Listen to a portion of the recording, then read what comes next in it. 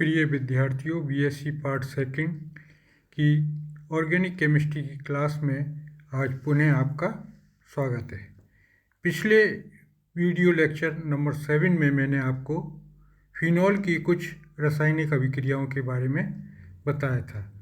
साथ में ये भी बताया था कि फिनॉल्स जो है 3 प्रकार की अभिक्रियाएं देते हैं।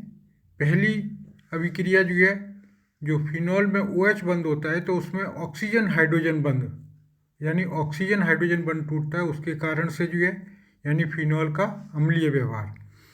दूसरी प्रकार की अभिक्रियाएं थी जो फिनॉल में OH बंद होता है उसके कारण से जो है अभिक्रियाएं थी।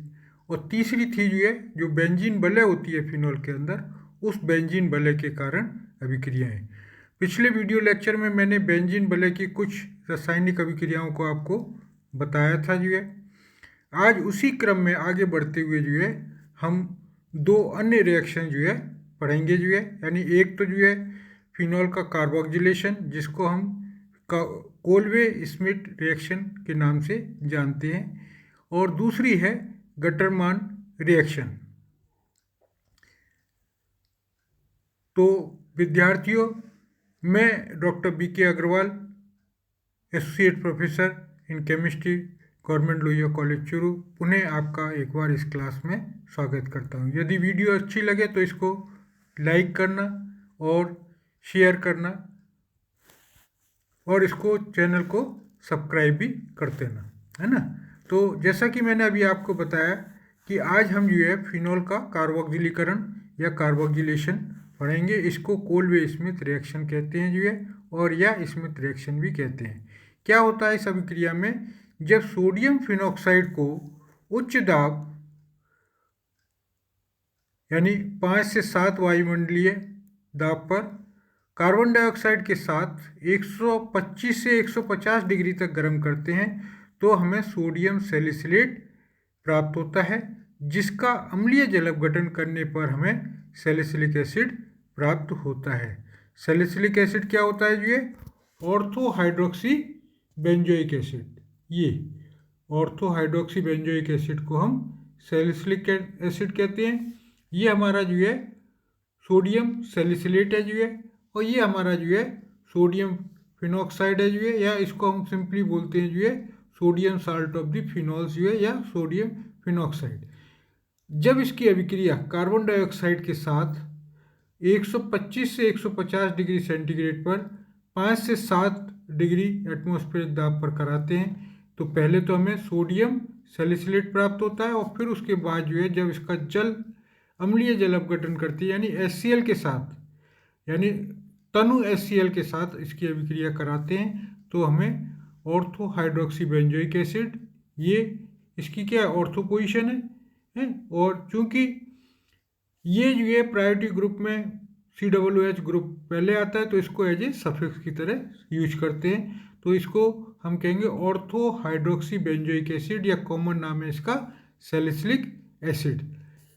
यही अभिक्रिया यानी जो हमारा सोडियम सैलिसिलेट बना, इसको हम 250 से यानी 240 से 250 डिग्री तक गर्म करते हैं तो इसका समावयीकरण हो जाता है, समावयवीकरण हो जाता है, और हमें पैरा हाइड्रोक्सी बेंजोइक एसिड प्राप्त होता है। क्या प्राप्त होता है? जो है पैरा हाइड्रोक्सी बेंजोइक एसिड, जो कि जो है ऑर्थो हाइड्रोक्सी बेंजोइक एसिड या सैलिसिलिक एसिड का समावयवी है, आइसोमर है। अब हम इसकी जो है मैकेनिज्म के बारे में देखेंगे कि इसकी मैकेनिज्म किस प्रकार से होती है। कि जो सोडियम फिनॉक्साइड है, ये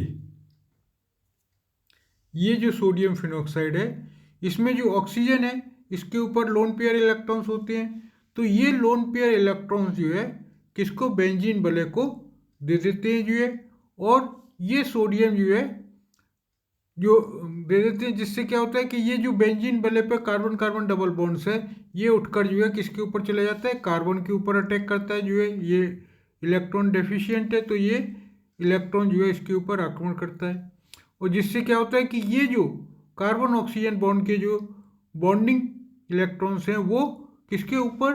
मोर इलेक्ट्रोनेगेटिव ऑक्सीजन के ऊपर शिफ्ट हो जाते हैं। अब ऑक्सीजन पर नेगेटिव चार्ज आ गया तो क्या होगा कि ये जो सोडियम है वो इस ऑक्सीजन के साथ जुड़ जाता है, यानी हमें क्या मिल जाता है COONA, ये मिल जाता है जो है। अब ऑक्सीजन और कार्बन के बीच में क्या आ जाएगा, डबल बॉन्ड्स आ जाएगा जो है। अब पुनः ये जो हाइड्रोजन है ये अपने किसके ऊपर चला जाता है जो है,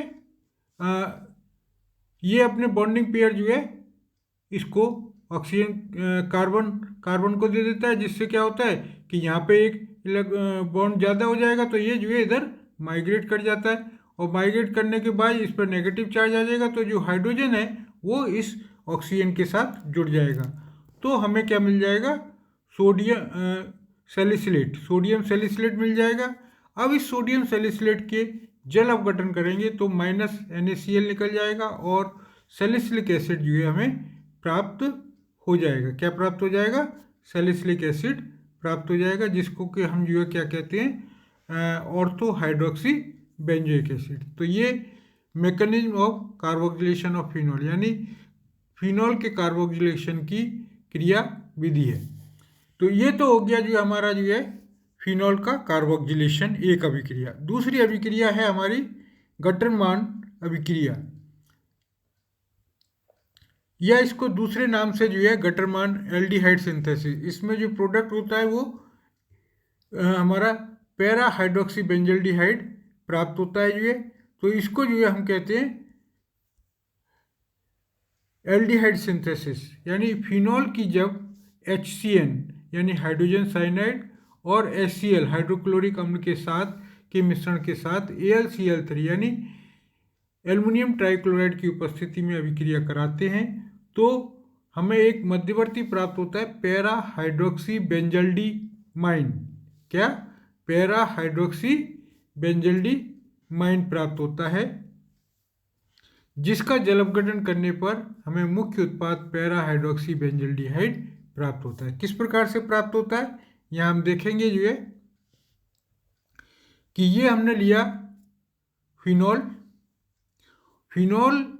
की अभिक्रिया HCl और HCN यानी हाइड्रोजन साइनाइड और HCl के मिश्रण के साथ AlCl3 की उपस्थिति में कराते हैं तो हमें पैरा पोजीशन पर CH डबल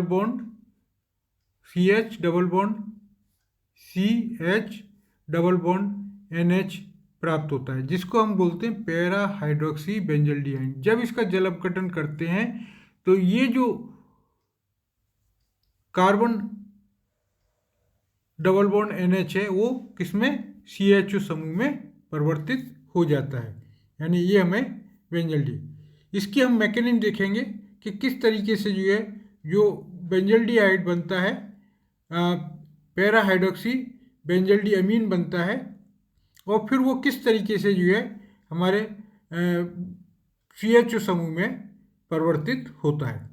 यानी इस अभिक्रिया में एक मध्यवर्ती इमिडो फॉर्माइल क्लोराइड, इसको इमिडो फॉर्माइल क्लोराइड कहते हैं जो है, इसको इमिडो। तो क्या होता है कि जब HCl के अभिक्रिया HCN के साथ होती है तो CN क्या है, एक न्यूक्लियोफाइल है और ये इलेक्ट्रोफाइल है H। तो H जो है नाइट्रोजन के ऊपर जुड़ जाता है और जो कार्बन नाइट्रोजन ट्रिपल बॉन्ड था वो कार्बन नाइट्रोजन डबल बॉन्ड बन जाता है और जो क्लोरीन है वो हमारा Cl के ऊपर जुड़ जाती है। तो ये जो एक इंटरमीडिएट बना इसको हम कहते हैं इमिडो फॉर्माइल क्लोराइड, यानी इमिडो फॉर्माइल क्लोराइड। अब ये क्या होता है कि इसमें जो है ये रीअरेंज होता है, या इस तरीके से जो है हम दिखा सकते हैं जो है HC+ डबल बॉन्ड NH और Cl जो है इसके बाहर जुड़ा रहता है। ये एज ए इलेक्ट्रोफाइल की तरह कार्य करता है जो है Cl।